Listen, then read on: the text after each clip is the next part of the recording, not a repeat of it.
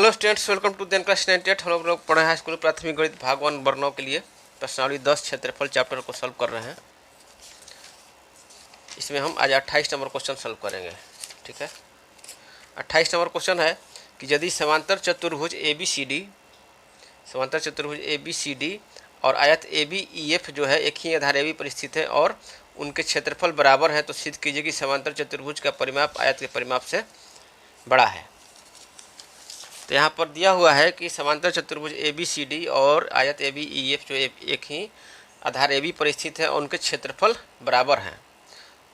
तो सिद्ध करना है कि समांतर चतुर्भुज का परिमाप बड़ा होगा आयत के परिमाप से। तो यहाँ पर दिया हुआ है कि उनके क्षेत्रफल बराबर हैं, तो इससे हम पता कर लेंगे, क्योंकि हम जानते हैं कि एक ही आधार के एक ही ओर स्थित समान क्षेत्रफल वाले समांतर चतुर्भुज जो होते हैं एक ही समांतर रेखाओं के मध्य स्थित होते हैं। यानी कि दोनों समांतर चतुर्भुज जो हैं एक ही समांतर रेखाओं के मध्य स्थित हैं। और हम लोग ये जानते हैं कि आयत भी क्या है, एक समांतर चतुर्भुज का ही रूप है। पिछले क्लास में हम लोग पढ़े थे कि आयत भी क्या है, एक समांतर चतुर्भुज का ही रूप है। देख लीजिए, आयत किसको कहते हैं? उस समांतर चतुर्भुज को आयत कहते हैं जिसका प्रत्येक कोण समकोण हो। ठीक है, अध्याय 9 में हम लोग पढ़े थे। तो आयत भी एक समांतर चतुर्भुज है। तो इसलिए यह जो उपप्रमेय हम लोग पढ़े थे इस क्लास में, उपप्रमेय पढ़े थे कि एक ही आधार के एक ही ओर स्थित समान क्षेत्रफल वाले समांतर चतुर्भुज एक ही समांतर रेखाओं के मध्य स्थित होते हैं। तो इस तरह से, और आयत भी एक समांतर चतुर्भुज का ही रूप है। तो इसलिए यह साबित हो गया कि समांतर चतुर्भुज ए बी सी डी और आयत जो ए बी ई एफ हैं जो दोनों जो है एक ही समांतर रेखाओं के मध्य स्थित हैं, यदि यह नहीं दिया रहता है कि उनके क्षेत्रफल बराबर हैं, तो ये हम आयत ए बी ई एफ को यहाँ से भी ले सकते थे, क्योंकि ये तो दिया हुआ है कि एक ही आधार ए बी पर स्थित हैं। तो आयत को हम ए बी यहाँ से भी लिख सकते थे, यहाँ से। तो इस तरह से दोनों का समान क्षेत्रफल नहीं होता, और लेकिन दिया हुआ है कि उनके क्षेत्रफल बराबर हैं। तो इससे पता चल गया कि दोनों जो हैं समांतर चतुर्भुज ए बी सी डी और आयत ए बी ई एफ जो है एक ही समांतर रेखाओं के मध्य स्थित है। इतना हो गया। अब लिखेंगे समांतर चतुर्भुज, लिखेंगे चूँकि ए बी सी डी एक समांतर चतुर्भुज है। ए बी सी डी एक समांतर चतुर्भुज है। ठीक है, इसलिए समांतर चतुर्भुज के सम्मुख भुजाएं बराबर होती हैं। तो ए बी बराबर क्या हो जाएगा? C D. इसलिए ए बी बराबर होगा सी डी होगा। इसको मान लेते हैं फर्स्ट समीकरण। और ए बी ई एफ क्या है? एक आयत है। ए बी ई एफ आयत है। ए बी ई एफ एक आयत है। तो आयत की लंबाई जो है आमने सामने की भुजाएं बराबर होती है। ए बी एफ आयत है, इसलिए ए बी बराबर क्या हो जाएगा? ए बी बराबर हो जाएगा आयत A B F E F में। देखिए, आयत ए बी ई एफ में देखिए, तो ए बी बराबर हो जाएगा ई एफ। आमने सामने की भुजाएं बराबर होती हैं, तो ए बी बराबर हो जाएगा ई एफ, जो हो गया आपका सेकंड समीकरण। ए बी बराबर ई एफ हो गया। तो इस तरह से अब जो है A B plus C D करेंगे। ठीक है, A B plus C D, इसलिए A B plus C D बराबर क्या हो जाएगा?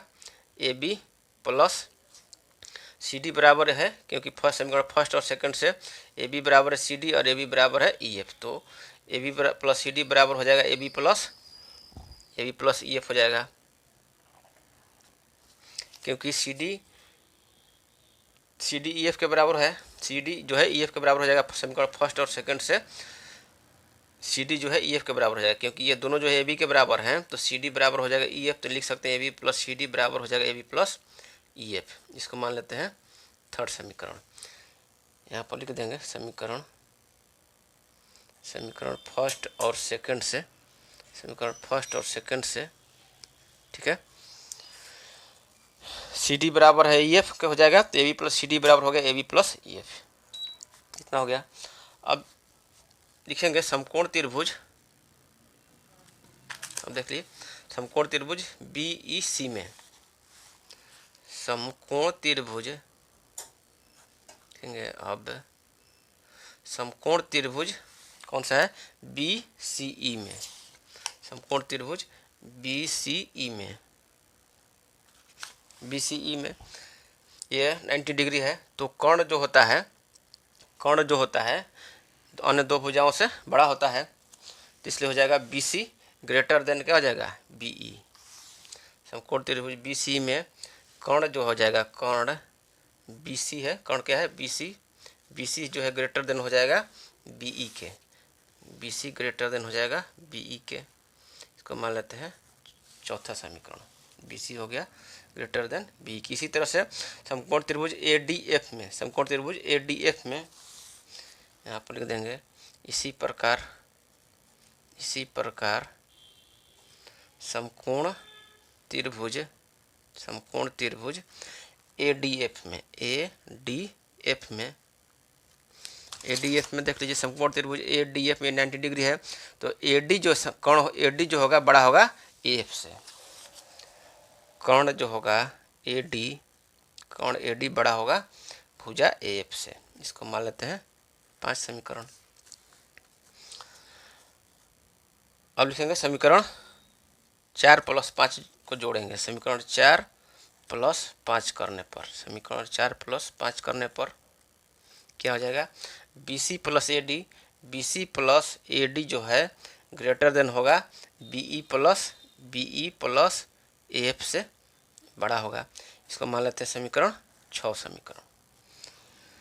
तो अब जो है यहाँ प्राप्त कर लिए समीकरण 3 और यहाँ प्राप्त कर लिए समीकरण 6।